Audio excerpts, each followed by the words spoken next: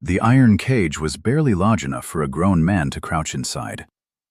Businessman Galastian had been locked in this medieval torture device for 6 days straight, his screams echoing through the isolated country house somewhere in Moscow's suburbs.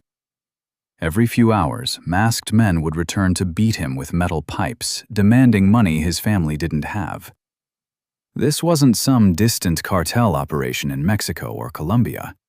This was happening in Elektrostal, a quiet industrial town just 40 miles from the Kremlin, and the man orchestrating this horror was about to become one of Russia's most powerful crime lords. His street name was Tsirkach, the Circus Man, and his rise from petty criminal to criminal royalty reads like a masterclass in brutality, cunning, and the ruthless application of violence. Oleg Pirogov was born on March 30th, 1977, in the Lithuanian town of Dukstas, a small settlement that barely registered on most maps.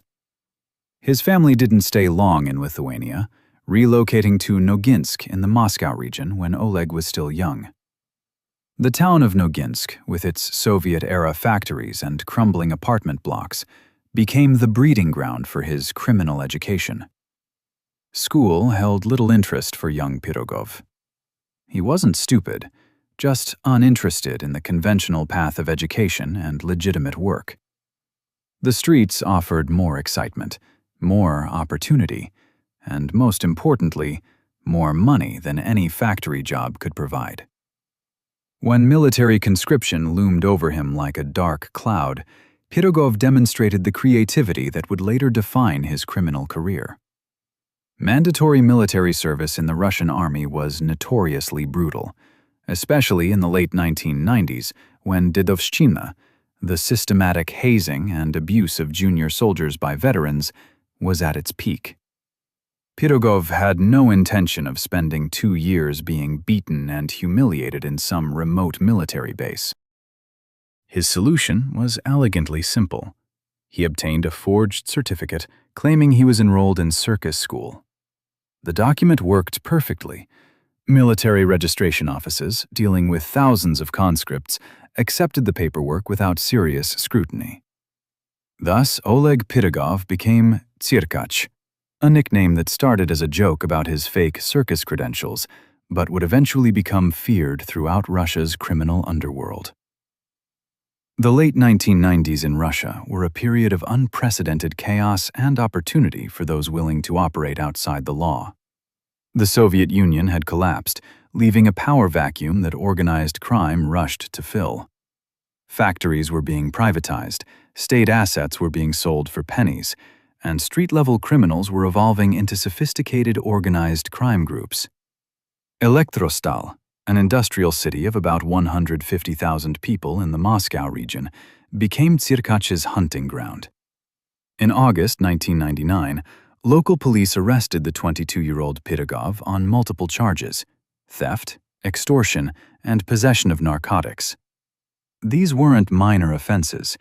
The evidence was solid, and in 2000, a court sentenced him to 7 years in a general regime prison colony. Prison in the Russian penal system is not rehabilitation. It's a finishing school for criminals, a place where petty thieves transform into hardened gangsters, where connections are made, alliances are forged, and the hierarchy of the criminal world becomes crystal clear. The thieves-in-law, vori v zakone, represented the aristocracy of this underworld.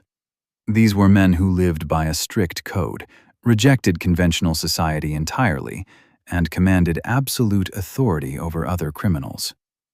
In prison, Tsirkach would have encountered these figures, learned their traditions, and understood that this criminal nobility represented the pinnacle of underworld success.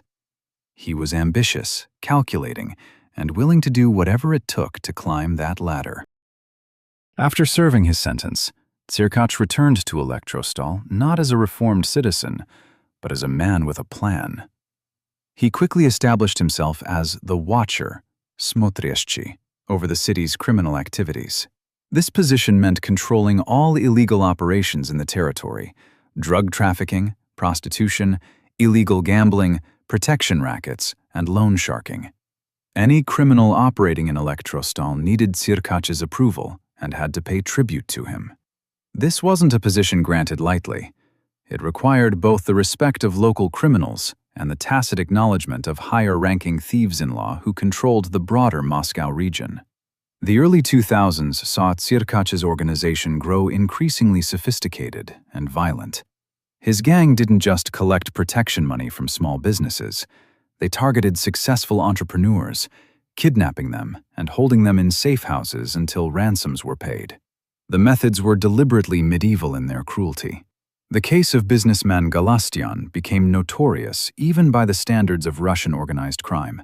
When Galastyan refused to pay protection money, Tsirkach's men didn't just beat him or threaten his family.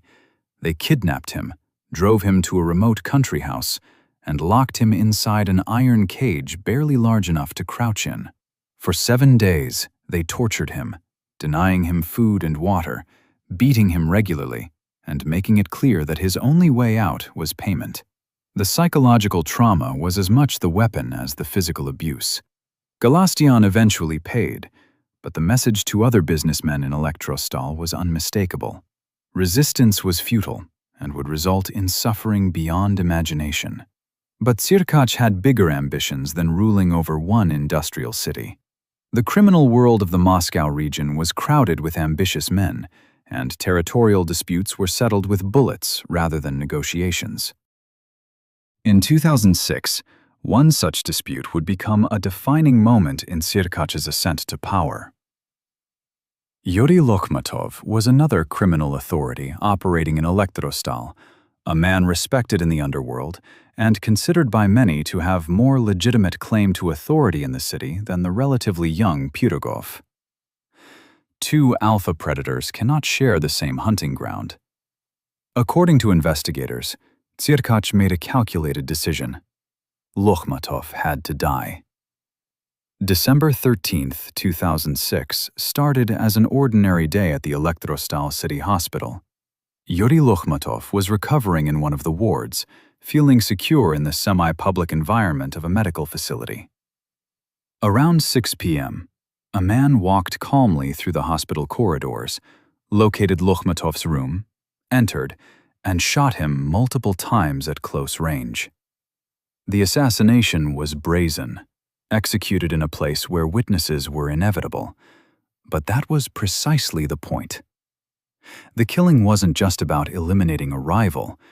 It was about sending a message about Tsirkach's willingness to strike anywhere, anytime, regardless of witnesses or consequences.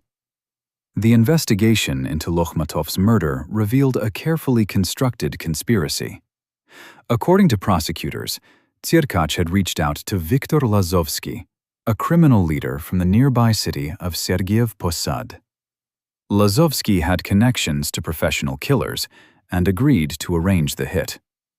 The actual shooter was a hired assassin, a man whose identity would be protected by layers of intermediaries. This structure is classic organized crime methodology. The person ordering the killing never meets the person pulling the trigger, creating plausible deniability at every level. When investigators arrested Tsirkach for questioning, they had circumstantial evidence and witness testimony about his role, but the case was difficult to prove in court. Ultimately, Pirogov was recognized as not guilty in this particular killing, though few people in Elektrostal's criminal underworld had any doubt about who had ordered Lokhmatov's execution. The successful elimination of his main rival elevated Tsirkach's status considerably. He was no longer just another street tough collecting protection money. He had demonstrated strategic thinking, ruthlessness, and the ability to organize complex criminal operations. More importantly, he had shown he was willing to kill to advance his position. These qualities attracted the attention of much more powerful figures in Russia's criminal hierarchy, men who operated at a national and even international level. The Russian criminal underworld in the 2000s was experiencing its own internal conflicts that mirrored the broader geopolitical struggles of the post-Soviet space. Two powerful thieves-in-law were engaged in a bitter power struggle. Aslan Usoyan, known as Ded Hassan, Grandfather Hassan, and Tariel Oniani, known as Taro. These weren't street criminals.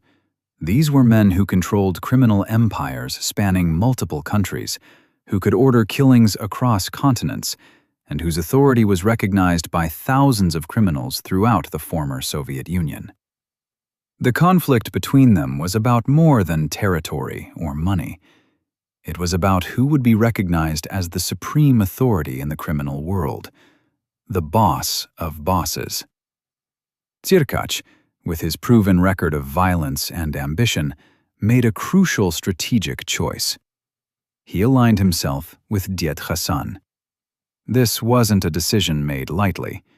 Choosing sides in a war between criminal titans meant making powerful enemies, but it also offered unprecedented opportunities for advancement.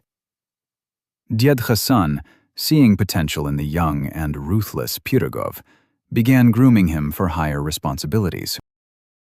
The relationship between them grew close enough that Tsirkach became part of Ded Hassan's inner circle, trusted with sensitive operations, and granted access to the highest levels of criminal decision-making. On May 12, 2011, a ceremony took place at the Karetny Dvor restaurant in Moscow that would change Tsirkach's life forever. This wasn't a public event. No journalists were invited, no cameras recorded the proceedings. But within the criminal underworld, what happened that day was the equivalent of a coronation. A gathering of recognized thieves-in-law, led by Ded Hassan himself, formally crowned Oleg Pirogov as a thief-in-law. This ancient criminal ritual, with roots going back to the Soviet Gulag system, represented acceptance into the highest echelon of organized crime.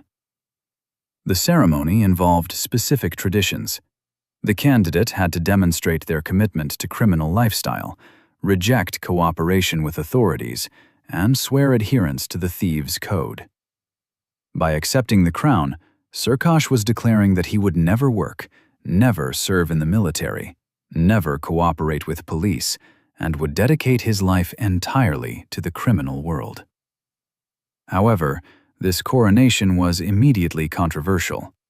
The criminal world operates on complex hierarchies and ancient grudges, and not everyone accepted Ded Hassan's right to crown new thieves-in-law. Within days of the ceremony, several influential criminal authorities declared that anyone crowned by Usoyan was nobody, and their titles were not recognized. This rejection came primarily from the Georgian faction of the criminal world, aligned with Taro rather than Ded Hassan. For Tsirkach, this meant his new status was contested, his authority questioned, and his life potentially in danger from rival criminal factions. The smart move would have been to lie low, to consolidate his position carefully. Instead, Tsirkach demonstrated the cunning that had brought him this far. He traveled to Belarus, and in a move that surprised many observers, began building relationships with criminal groups friendly to the Georgian faction, the very people who had initially rejected his coronation. This political maneuvering showed sophistication beyond simple violence. Tsirkach understood that in the criminal world, alliances shift, enemies become friends, and survival requires flexibility rather than rigid loyalty. In 2013, the landscape of Russian organized crime changed dramatically when Ded Hassan was assassinated. On January 16th, the 75-year-old crime boss was shot multiple times in the courtyard of the same Karetny Dvor restaurant where he had crowned Tsirkach just 2 years earlier. The killing represented a seismic shift in power.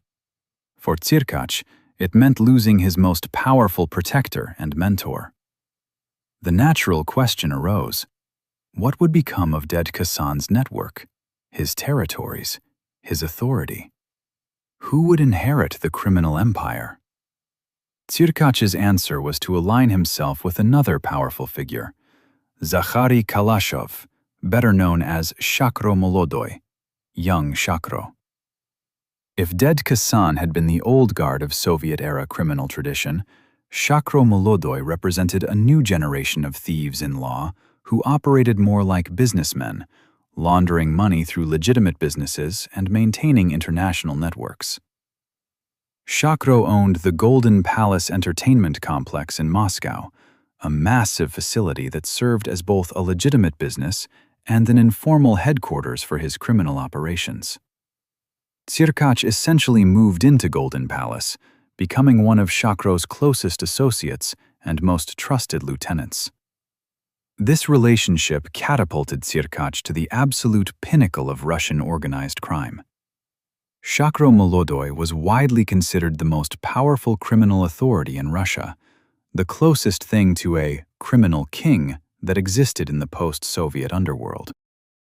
As Shakro's right hand, Tsirkach had influence that extended far beyond Elektrostal, or even Moscow.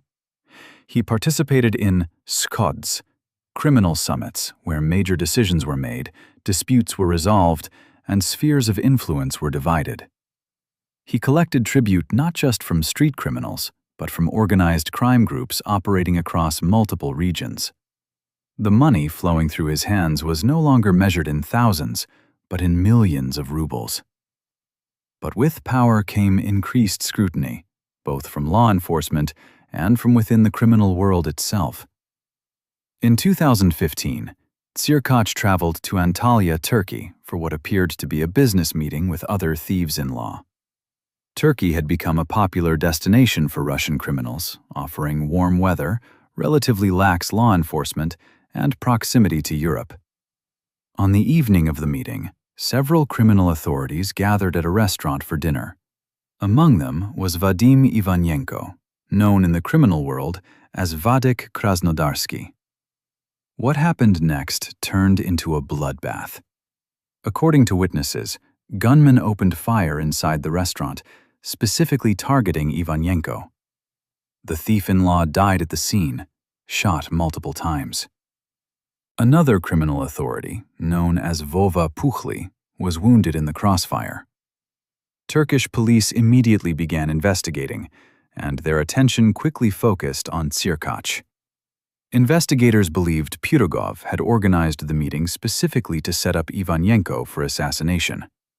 The killing was allegedly ordered by Shakro Molodoy, related to the theft of criminal communal funds, the obshchak, a serious crime in the underworld that often resulted in death sentences from criminal authorities.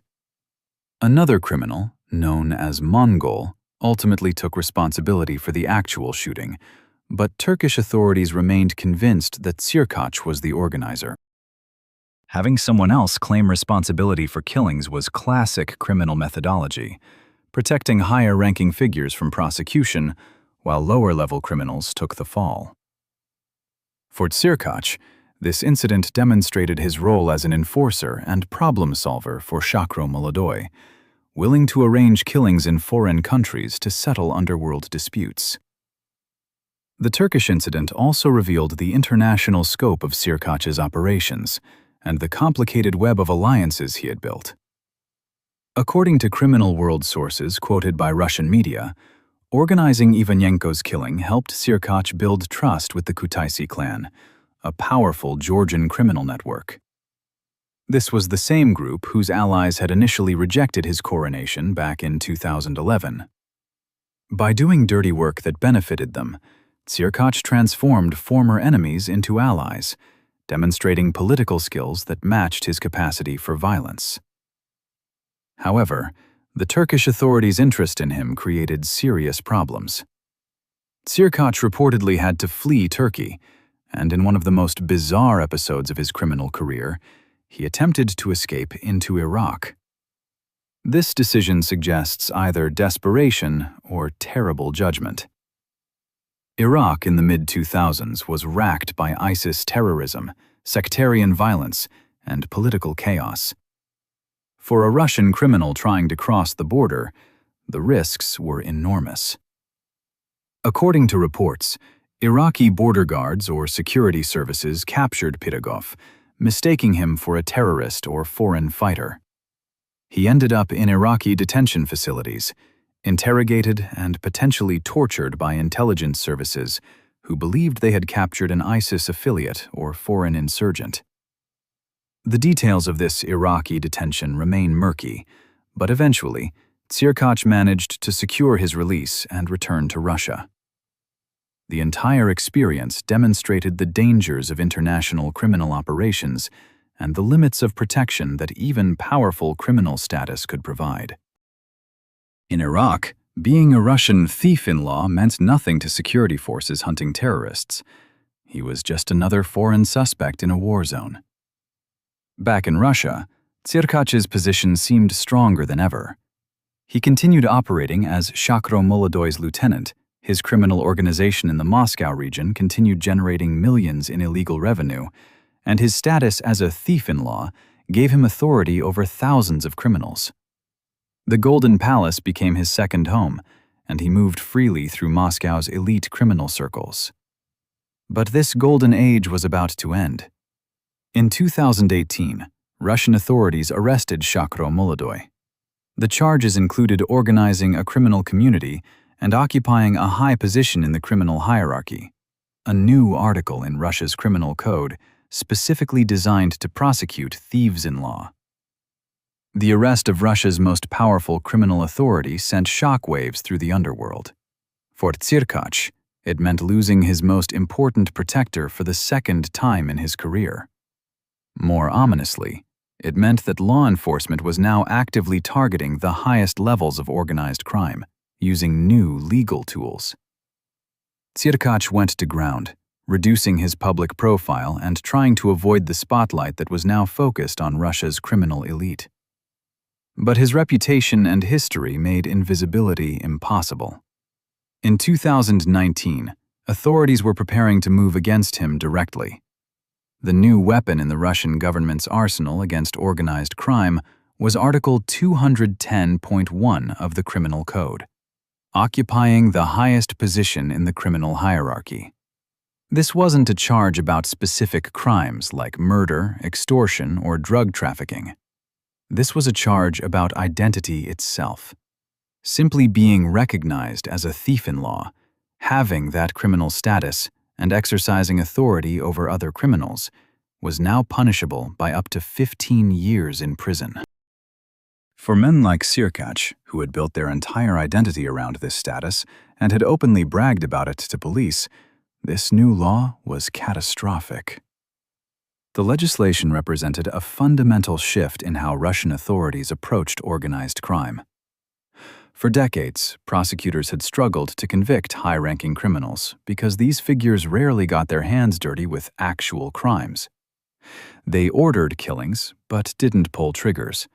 They controlled drug trafficking, but never touched the merchandise. They ran protection rackets, but never personally collected payments. The new law recognized that in hierarchical criminal organizations, the leaders at the top were the most dangerous, precisely because they orchestrated everything while maintaining plausible deniability for specific criminal acts. By criminalizing the status itself, authorities could now prosecute criminal leaders based on their position and influence, rather than needing to prove their direct involvement in individual crimes. In July 2019, the main investigative directorate of the Investigative Committee for the Moscow region opened a criminal case against Oleg Pirogov. The investigation moved quickly, gathering evidence not of specific murders or robberies, but of Tsirkach's recognized position in the criminal world. They collected witness testimony from other criminals, video recordings of him bragging about his status, documentation of his participation in criminal gatherings, and evidence of his coordinating role in organized crime across the Moscow region. On November 12, 2019, the Babushkinsky District Court in Moscow issued an arrest warrant for Pirogov, ordering him taken into custody immediately. But by the time the warrant was issued, Tsirkach had already disappeared. Someone in the criminal network, perhaps someone with connections inside law enforcement, had warned him that an arrest was imminent. Pirogov had no intention of spending the next decade in a Russian prison colony. He had seen what happens to other thieves-in-law who were convicted under Article 210.1. The sentences were harsh, the conditions brutal, and the precedent was clear. The Russian government was serious about dismantling the traditional criminal hierarchy. Flight was his only option. The problem was that fleeing wasn't as simple as buying a plane ticket and leaving. By 2019, Tsirkach was well known to Russian law enforcement, and there were existing cases and investigations connected to him. His movements would be monitored, his associates watched, and border crossings flagged. He needed to move carefully and quickly, using the criminal networks he had spent years cultivating to facilitate his escape. In spring 2019, Tsirkach made one final public appearance that would become infamous in Russian criminal circles. He was dining at a restaurant with associates when police received intelligence about his location and moved to arrest him. A team of operatives surrounded the building, covering all normal exits, confident they had cornered one of Russia's most wanted criminal authorities. They burst through the front entrance, expecting to find Pirogov trapped inside. What happened next lived up to Tsirkach's circus-themed nickname perfectly. As police flooded through the restaurant's main areas, Pirogov was in the kitchen, already aware of their arrival. He didn't panic or surrender. Instead, he did exactly what his nickname suggested he would do. He performed an escape that would have impressed any acrobat. According to witnesses and police reports, Tsirkach climbed through a kitchen window, demonstrating remarkable agility for a man in his early 40s, and disappeared into the night before the police cordon could be fully established. The escape was so quick and unexpected that by the time operatives realized what had happened, he was already gone. This restaurant escape became the stuff of legend in criminal circles, reinforcing the almost mythical quality that surrounded Tsirkach. The circus performer who had faked his way out of military service was now literally performing acrobatic feats to evade capture. But the dramatic escape also marked a turning point. From that moment, Oleg Pirogov was a fugitive, permanently on the run from Russian justice. His first destination was Thailand. The Southeast Asian nation had long been popular with Russian criminals seeking to escape prosecution. Thailand offered warm tropical weather, a relatively low cost of living, corruption that made hiding easier, and most importantly, no extradition treaty with Russia. In places like Pattaya and Phuket, entire communities of Russian expatriates existed, some legitimate retirees and business people, others fugitives from various charges back home. For a man with money and connections, Thailand was paradise, and Tsirkach had plenty of money.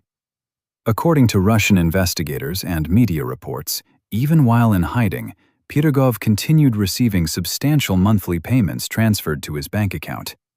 These weren't small amounts. Sources indicated he was receiving hundreds of thousands of rubles each month, money generated by the criminal operations he had established back in Russia. Protection rackets don't stop generating revenue just because the boss has fled the country. Drug trafficking continues. Illegal gambling proceeds keep flowing. As long as Tsirkach maintained his authority and his network remained operational, money would keep arriving. In Thailand, Pirogov lived lavishly. He denied himself nothing, staying in expensive accommodations, dining at high-end restaurants, and enjoying the kind of lifestyle that his criminal status afforded. The tropical paradise became his base of operations, far from Russian law enforcement, but still connected to his criminal empire through phones and encrypted communications. This period represented perhaps the peak of his criminal success. He had the status, the money, the freedom, and the lifestyle without the immediate threat of prosecution. But even paradise has its limitations. Thailand might not extradite to Russia, but it wasn't completely safe either. Thai authorities were aware of the Russian criminal presence in their country and periodically cracked down, especially when pressure came from international law enforcement. Moreover, staying in one place for too long increased the risk of detection. Intelligence services, both Russian and international, were actively hunting for high-profile fugitives, and Thailand's corruption worked both ways. The same officials who could be bribed to look the other way could also be bribed to provide information about fugitives' locations. Tsirkach made the decision to relocate to Poland, a choice that seemed strategic at first, but would ultimately prove disastrous. Poland offered several advantages. It was in the European Union, providing free movement to other EU countries. It had significant Russian-speaking communities where a fugitive could blend in, and it was close enough to Russia to maintain business connections while far enough to avoid immediate arrest. What Tsirkach apparently didn't fully appreciate was that Poland, despite deteriorating political relations with Russia, still maintained legal cooperation on criminal matters and honored international arrest warrants. In December 2019, just weeks after Tsirkach fled Russia, the Babushkinsky court in Moscow issued an international arrest warrant, and Russian prosecutors requested Interpol to include Pirogov in their international wanted database. The red notice went out to law enforcement agencies in 194 countries. Oleg Pirogov, Russian national, wanted for occupying a high position in criminal hierarchy, considered dangerous, approach with caution. The international manhunt was officially underway. While living in Poland, Tsirkach maintained contact with various criminal groups, including members of the Kutaisi clan, the Georgian criminal network he had cultivated relationships with over the years. These connections provided both social interaction and business opportunities, as organized crime operates internationally and doesn't respect national borders. Polish authorities, monitoring known criminal figures and their associates, began noticing an unfamiliar Russian who seemed to be meeting regularly with known organized crime members. In July 2020, Polish police made their move. Acting on information that may have come from Russian intelligence services or from their own surveillance, officers arrested Oleg Pirogov. The arrest itself was unremarkable. No dramatic chase, no violence, just professional law enforcement work. But what followed would become historic. Russia immediately filed an extradition request with Poland. On paper, this seemed straightforward. Pirogov was wanted on serious criminal charges. There was substantial evidence of his criminal activities, and international law enforcement cooperation protocols existed to handle exactly these situations. In reality, it was extraordinarily complicated. By 2020, relations between Russia and Poland were deeply strained. Poland was one of the most vocal critics of Russian foreign policy, particularly regarding Ukraine. The two countries disagreed on virtually every major geopolitical issue. Under these circumstances, many observers expected Poland to reject the extradition request on political grounds or legal technicalities. The Russian prosecutors building the extradition case knew they needed to be thorough. They couldn't just claim Pirogov was a criminal. They needed to provide compelling evidence that would satisfy Polish courts. The case they assembled was comprehensive. It included testimony from dozens of witnesses, many of them criminals themselves, who confirmed Tsirkach's position in the hierarchy. It included documentation of the May 2011 Coronation ceremony, where he was formally recognized as a thief-in-law. It included evidence of his coordinating role in organized crime groups operating across the Moscow region. It included proof of his participation in dividing spheres of criminal influence and distributing illegal proceeds. And perhaps most compellingly, it included video recordings of Pirogov himself brazenly admitting his criminal status to law enforcement. These videos were damning in their clarity. In one interrogation recording that later circulated online, a police officer asks Pirogov directly, "Are you a thief-in-law?" Without hesitation, without the careful language that most criminals use when facing police questions, Tsirkach responds, "I am a thief-in-law, and I am proud of it." The statement was remarkable for its defiance. Most criminals, even high-ranking ones, maintain plausible deniability when confronted by authorities. They claim misunderstandings, they invoke lawyers, they say nothing. Tsirkach did the opposite, openly boasting about his criminal rank, as if it were a military medal or academic degree. When asked about his nickname, Pirogov demonstrated calculated silence, refusing to acknowledge that part of his identity. This selective answering revealed sophisticated understanding of what could and couldn't be proven. His status as a thief-in-law was undeniable. Too many people knew it. There was too much evidence, and he had admitted it himself. But specific details that might connect him to particular crimes could still be denied through silence. The extradition process wound through Polish courts over several months. Tsirkach's defense attorneys argued that the charges were politically motivated, that the evidence was based on outdated operational data from before Article 210.1 even existed, and that their client had been falsely accused by rivals in the criminal world. They pointed out that Pirogov had been on various criminal watch lists maintained by Russian police for years, but those watch lists were created before the law criminalizing his status existed.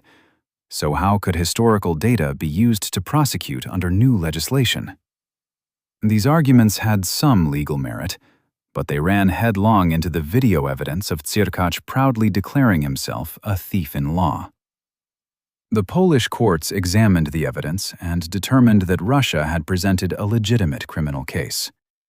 The decision then went to Poland's Ministry of Justice, which, despite the broader political tensions between the two countries, approved the extradition. International law and legal cooperation protocols, it seemed, could still function even when political relations were hostile. On May 26, 2021, Oleg Pirogov was transferred to Russian custody.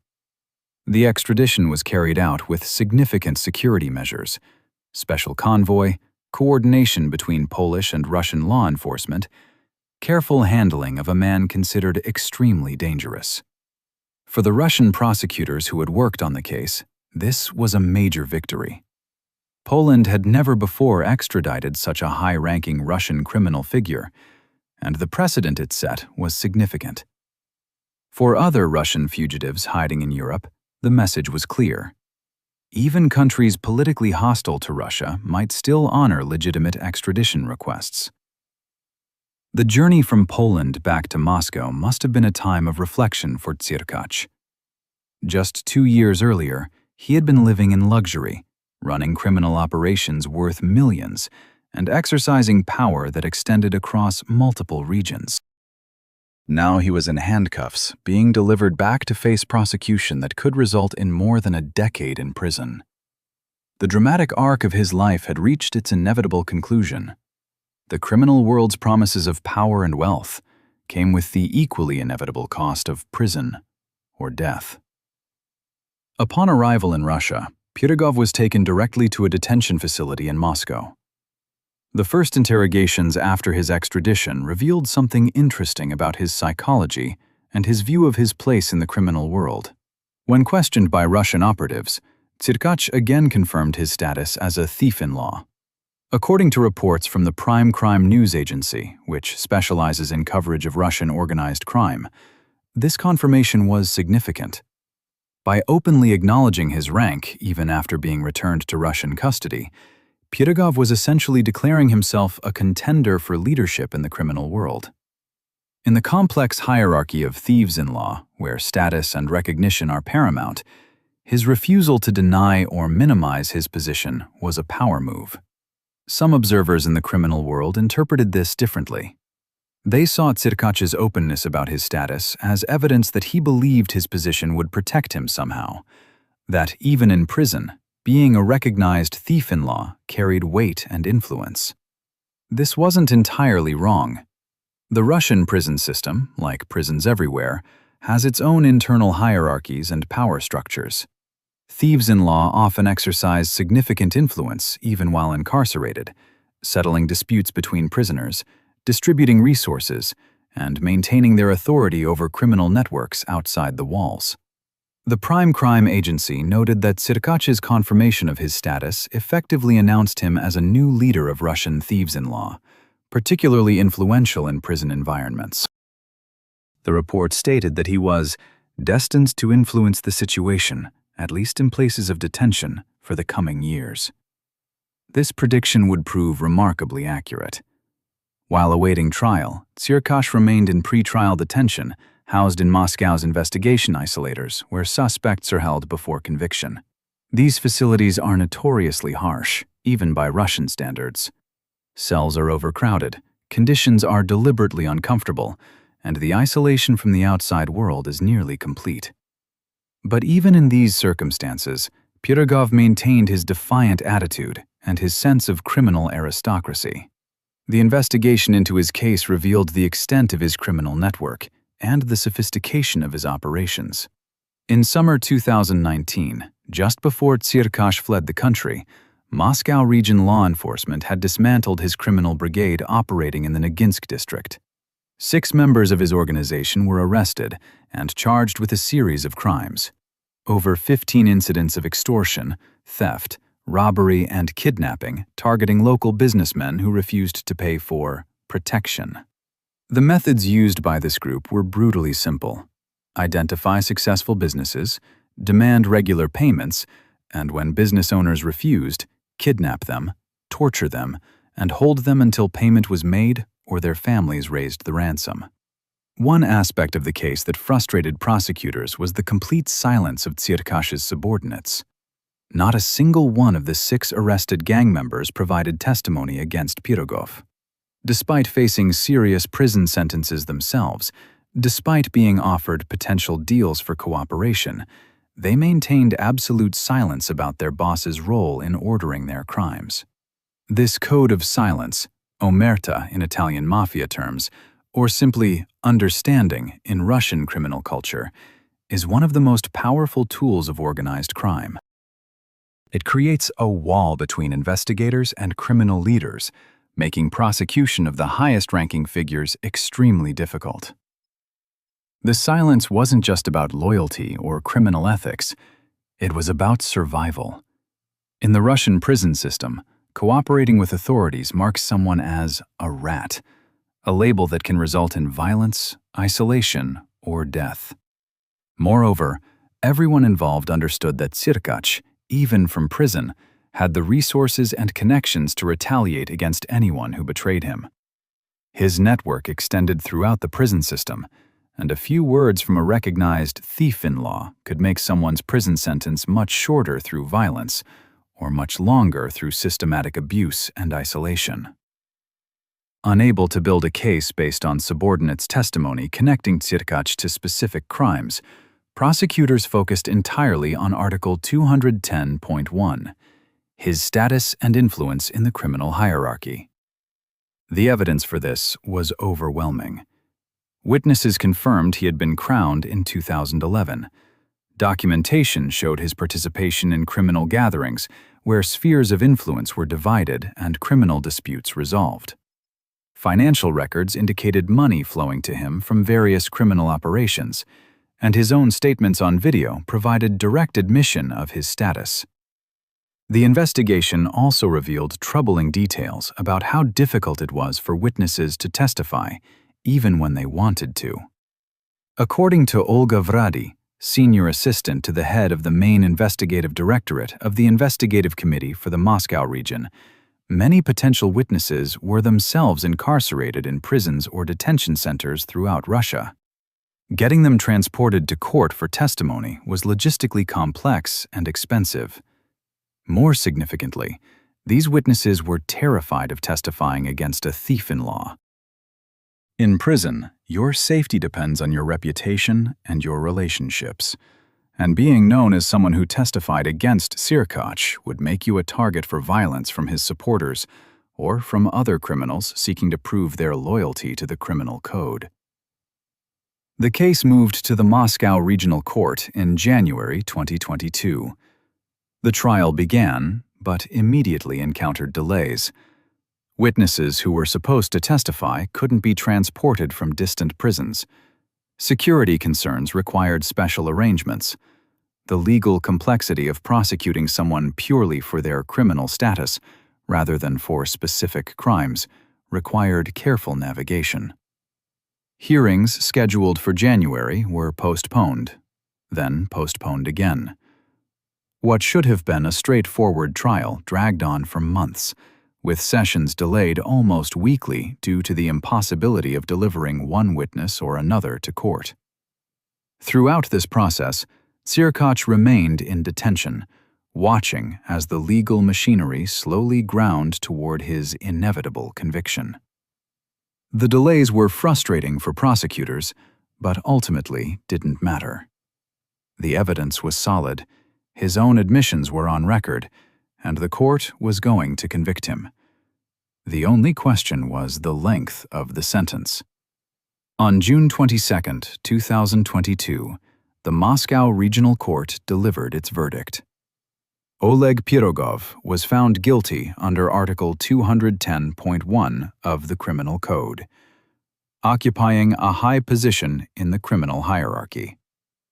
The court determined that on May 12, 2011, he had been crowned as a thief-in-law and had subsequently exercised authority over criminal groups in the Moscow region, participated in dividing spheres of criminal influence, and distributed illegal proceeds.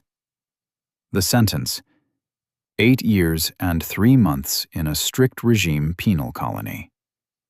The sentence was significant for several reasons. 8 years and 3 months represented a substantial portion of Pirogov's life. He was 45 years old at sentencing, meaning he would be in his early 50s before release. More importantly, this was a strict regime colony, the second harshest category in the Russian penal system. Strict regime facilities are designed for repeat offenders and those convicted of serious crimes. The conditions are deliberately harsh: minimal privileges, heavy labor requirements, constant surveillance, and strict discipline. These aren't rehabilitation centers. They're punishment institutions designed to break prisoners' spirits through monotony, hardship, and isolation from the outside world. For prosecutors and the public, the conviction represented a victory in Russia's war against organized crime. A high-ranking thief-in-law, a man who had orchestrated kidnappings and extortion, who had allegedly ordered murders, and who had openly boasted about his criminal status, was finally behind bars not through witness cooperation or lucky breaks, but through systematic application of a law specifically designed to dismantle the criminal hierarchy. The case set a precedent that would be used against dozens of other thieves-in-law in subsequent years. Tsirkach's defense attorney, Vasily Tikhonravov, offered a philosophical perspective on the verdict that revealed the unusual nature of these prosecutions. From the point of view of the subject matter, probably yes, this is a satisfactory result, he told reporters. From the point of view of punishment for belonging to a certain social group, of course, personally, to me, it seems a bit much. This statement cut to the heart of the controversy surrounding Article 210.1. The law essentially criminalized identity and association rather than specific criminal acts. Pirogov was being punished not for what he had done, though he had certainly done plenty, but for who he was in the criminal hierarchy. One detail of the sentencing that worked in Tsirkach's favor was the time already served. He had been held in Polish detention from July 2020 until his extradition in May 2021, then in Russian pre-trial detention until his conviction in June 2022. Under Russian law, time served in detention before conviction counts toward the sentence, with detention time sometimes counted more favorably than prison time. The court credited his pre-trial detention, meaning his actual remaining sentence was reduced from the full 8 years and 3 months. But the legal conclusion of his case didn't mean the end of Tsirkach's story. In fact, for a thief in law, prison is not the end of their criminal career. It's often just a change of venue. The Russian penal system, with its massive population of incarcerated criminals, represents a captive audience for criminal authorities. Inside the colonies, the same hierarchies that exist in the outside world are replicated, and in some ways, intensified. Thieves in law exercise tremendous influence over other prisoners, settling disputes, distributing resources from the criminal common fund, and maintaining order according to criminal traditions rather than official prison rules. Prison authorities have an ambiguous relationship with these criminal hierarchies. On one hand, thieves in law undermine official authority and control. On the other hand, they can help maintain order and prevent riots or violence that would make the prison ungovernable. Some prison administrators quietly tolerate the influence of criminal authorities, recognizing that complete suppression is impossible and that a stable, if unofficial, power structure is better than chaos. For Tsirkach, his status as a recognized thief in law meant he would not be just another prisoner. Other inmates would show him respect, seek his guidance on disputes, and acknowledge his authority. He would have access to resources that ordinary prisoners couldn't obtain. His network outside the prison walls would ensure money and contraband reached him. In many ways, he would continue operating as a criminal leader, just from behind bars rather than from the Golden Palace in Moscow. The extent of this continued influence became dramatically apparent in December 2023, when news broke that sent shockwaves through both law enforcement and criminal circles. Oleg Pirogov had been transferred from his prison facility to pre-trial detention center number 1 in Novosibirsk, a city in Siberia more than 1,700 miles east of Moscow. Such transfers typically happen for two reasons. Either the prisoner is needed for new investigative activities, or they're being moved to a different correctional facility. But in Tsirkach's case, the reason was far more significant. According to sources in the criminal underworld cited by multiple Russian media outlets, Tsirkach had been appointed as the new Watcher over the criminal world of the Novosibirsk region. This position, known as Smotriashchi in Russian criminal terminology, represents the highest criminal authority in a given territory. The Watcher coordinates all criminal activities, resolves disputes between different criminal groups, collects tribute from illegal operations, and represents the interests of the criminal world in that region. It's essentially a regional governorship in the shadow state of organized crime. The previous Watcher for Novosibirsk, a criminal authority known as Antip, had died while in custody, creating a power vacuum. Someone needed to be appointed to fill this role, and the decision was made at the highest levels of the criminal hierarchy to give this responsibility to Tsirkach. The appointment raised fascinating questions. How could a man currently serving a prison sentence be appointed to such a position? How would he exercise authority from behind bars? And, most intriguingly, who exactly had made this appointment? These questions point to the continued existence and power of the thieves in law system, despite decades of law enforcement pressure. The decision to appoint Tsirkach as Watcher would have been made through consultation among senior thieves in law, possibly at a criminal summit, or through communications between recognized authorities.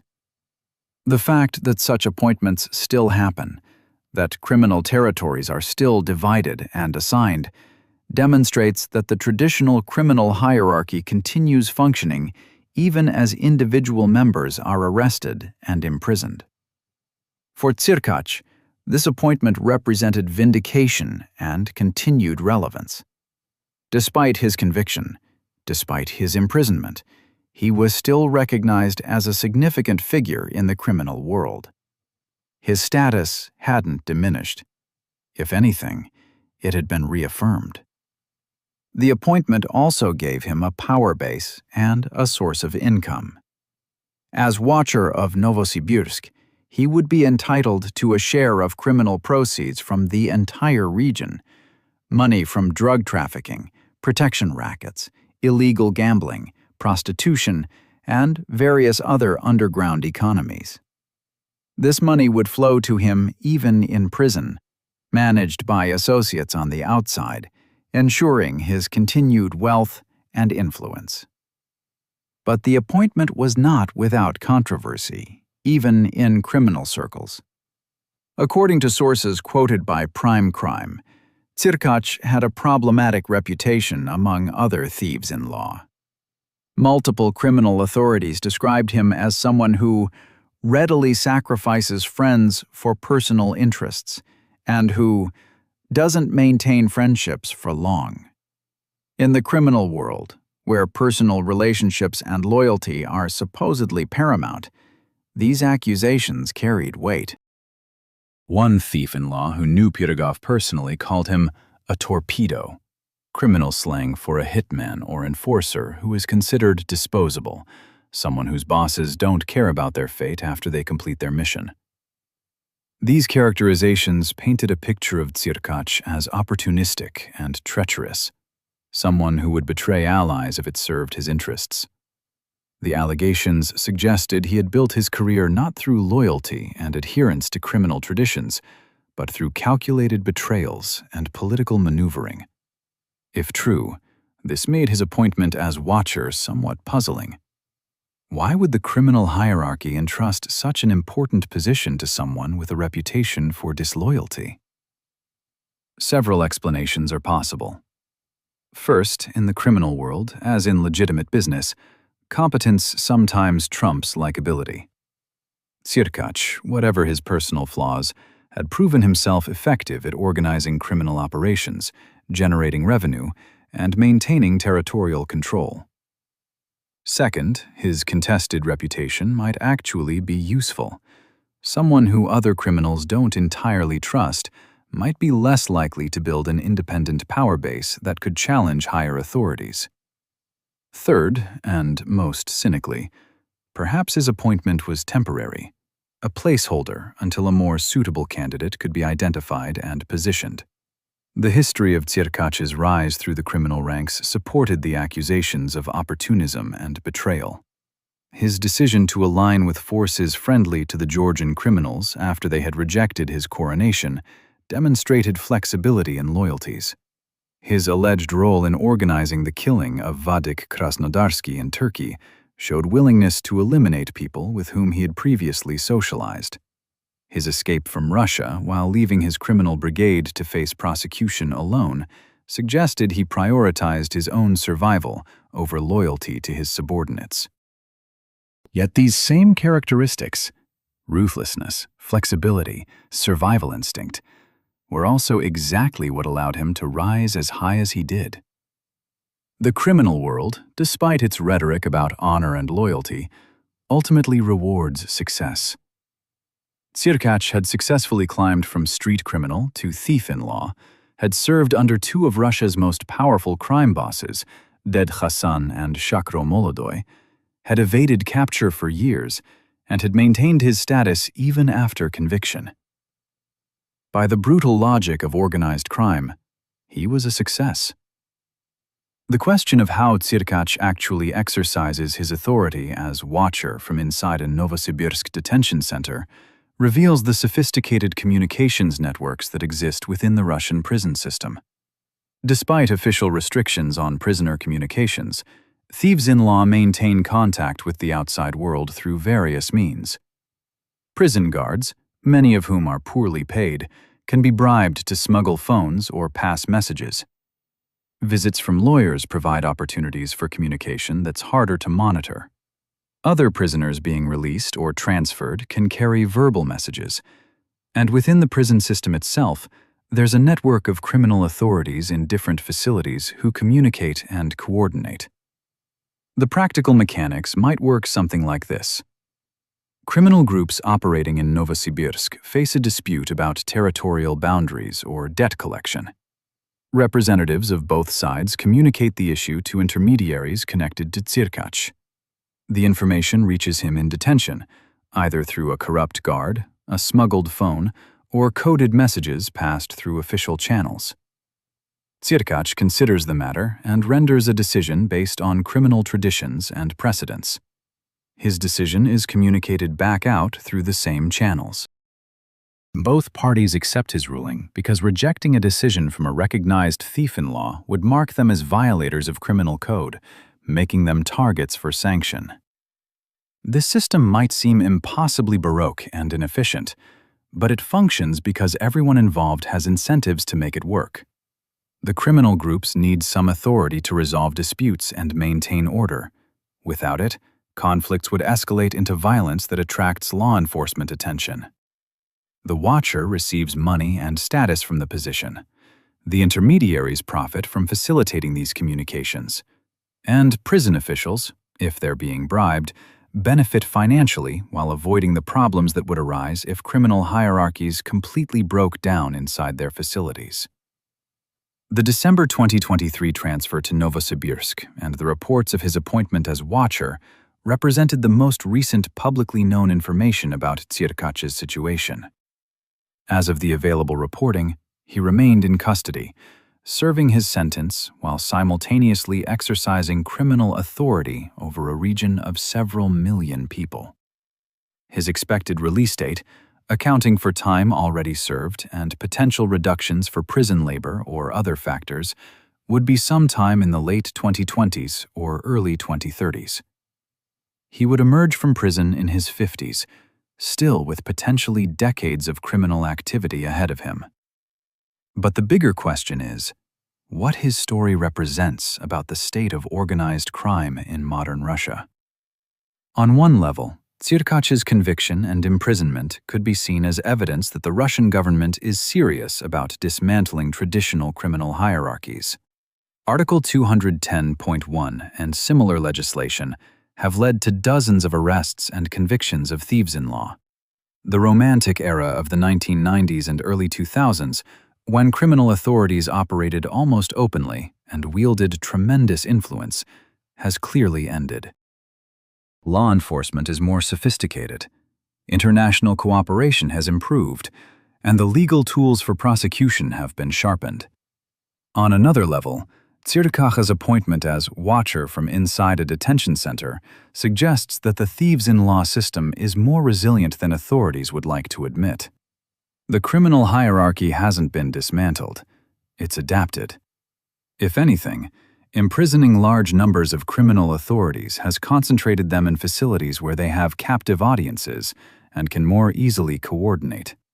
The Russian prison population includes hundreds of thousands of people, many of whom have criminal connections or aspirations. For a thief-in-law, this represents a massive recruitment and organizing opportunity. The international dimension of Tsirkach's story also reveals the globalized nature of modern organized crime. His operations touched Turkey, Iraq, Poland, Thailand, Belarus, and Georgia. Money moved across borders through informal banking systems. Criminal authorities from different countries coordinated operations and settled disputes. The thieves-in-law, originally a Soviet prison phenomenon, have evolved into a transnational criminal network with operations spanning multiple continents. Tsirkach's life trajectory, from circus school dropout to regional crime boss, illustrates several broader truths about organized crime. First, it requires unusual intelligence and political skill. Criminal hierarchies are ruthlessly competitive, and rising to the top demands more than just capacity for violence. It requires strategic thinking, alliance building, and the ability to navigate complex social and political landscapes. Second, the criminal world's promises of wealth and power come with inevitable costs. Tsirkach has spent years in prison in his 20s, fled his country as a fugitive in his 40s, and will spend his late 40s and early 50s in a strict regime colony. The money and status came at the price of freedom and normalcy. Third, the mythology of criminal honor and loyalty is largely fiction. The code that thieves-in-law supposedly live by, never cooperate with authorities, never work legitimate jobs, support the criminal community, exists more in rhetoric than reality. Tsirkach's willingness to sacrifice associates, his reputation for betrayal, and his survival-first mentality reveal that successful criminals are ultimately pragmatists who use tradition and honor as tools when convenient and discard them when necessary. The human cost of Tsirkach's criminal career is worth remembering. Businessman Galastyan, tortured in an iron cage for a week. Yuri Lokhmatov, shot to death in a hospital bed. Vadim Ivanenko, gunned down in a Turkish restaurant. Dozens of businessmen and entrepreneurs in the Moscow region who paid protection money under threat of violence. The members of his own criminal organization who are serving prison sentences while maintaining silence to protect their boss. These weren't abstract casualties of some romanticized underworld. They were real people whose lives were damaged or ended by Tsirkach's pursuit of criminal power and wealth. The lasting significance of Oleg Pirogov's story is what it reveals about the intersection of crime, politics, and society in post-Soviet Russia. The criminal world he operates in didn't emerge from nowhere. It grew out of the chaos of the 1990s, fed by the weakness of state institutions, economic desperation, and the breakdown of Soviet-era social structures. The thieves-in-law filled a vacuum, providing a form of alternative governance and dispute resolution in areas where official authority was absent or corrupt. But this alternative governance came at tremendous cost. The violence, extortion, and fear that characterize criminal control destroy communities and trap people in cycles of abuse.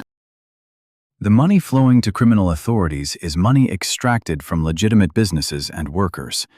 Essentially, a tax system that provides no public services, only protection from the criminals themselves. The corruption necessary to allow criminal hierarchies to function undermines faith in legal institutions and normalizes criminality. As Tsirkach sits in detention in Novosibirsk, allegedly coordinating criminal activities across a region while serving time for his criminal status, the absurdity and tragedy of the situation is apparent. Here is a man whose entire adult life has been dedicated to crime, who has caused measureless harm to countless people, who openly brags about his criminal identity, and yet who continues wielding power and influence. The Russian state has imprisoned him, but it hasn't ended his criminal career. The legal system has convicted him, but it hasn't dismantled the network he's part of. Perhaps that's the most important lesson from the story of Tsirkach, the circus man who became a crime boss. Organized crime is not primarily about individual criminals, no matter how colorful or notorious. It's about systems and structures that transcend any single person. Arresting Tsirkach didn't end the criminal operations in Elektrostal or the Moscow region. Someone else stepped into those roles. His conviction under Article 210.1 didn't eliminate the position of watcher in Novosibirsk. It just created an opening that he himself was appointed to fill, even from prison. The real fight against organized crime isn't about catching dramatic fugitives or securing high-profile convictions, though those have their place. It's about addressing the underlying conditions that allow criminal hierarchies to exist and thrive.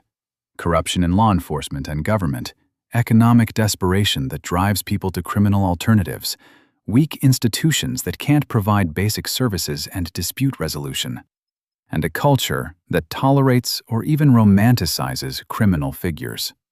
Until those fundamental issues are addressed, there will always be another Tsirkach waiting in the wings. Another ambitious young criminal willing to fake documents, commit violence, betray associates, and climb the hierarchy toward power and wealth. Another circus performer ready to escape through the window when police come calling. Another thief-in-law proud of his criminal status and willing to serve time as the price of criminal nobility. The story of Oleg Pirogov is not exceptional. It's representative. Across Russia and the former Soviet states, hundreds of similar figures operate at various levels of the criminal hierarchy. Some are in prison, some are fugitives, some are still operating openly. They coordinate drug trafficking and human smuggling.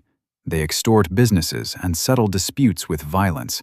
They corrupt officials and undermine institutions. The thieves-in-law system, born in Stalin's gulags more than 80 years ago, continues adapting and surviving into the 21st century. As for Tsirkach himself, his ultimate fate remains unwritten. He could serve his full sentence and emerge in the 2030s still relatively young and with his criminal connections intact, ready to rebuild his empire. He could face additional charges for activities conducted from prison, extending his sentence indefinitely. He could be killed by rival criminals settling old scores, or by the Russian state deciding that imprisoned crime bosses are too dangerous to allow to live. Or he could simply fade into obscurity, his appointment as Watcher being his last moment of relevance before he becomes just another aging criminal serving time in Russia's vast prison system. What seems certain is that his story, like those of other high-ranking criminals, will be remembered and mythologized in the criminal world. The young criminals in Elektrostal and Novosibirsk and countless other Russian cities will hear about Tsirkach, how he faked his way out of military service, how he rose from street thug to thief-in-law, how he escaped police by jumping through a kitchen window, how he was appointed Watcher even from prison. Some will see these stories as cautionary tales about the inevitable costs of criminal life. Others will see them as inspiration, proof that with enough cunning and ruthlessness, even someone from nowhere can achieve power and status. The circus has never really ended for Oleg Pirogov. He's still performing, still escaping, still commanding an audience. The venue has changed from restaurants to courtrooms to prison cells, but the fundamental act remains the same.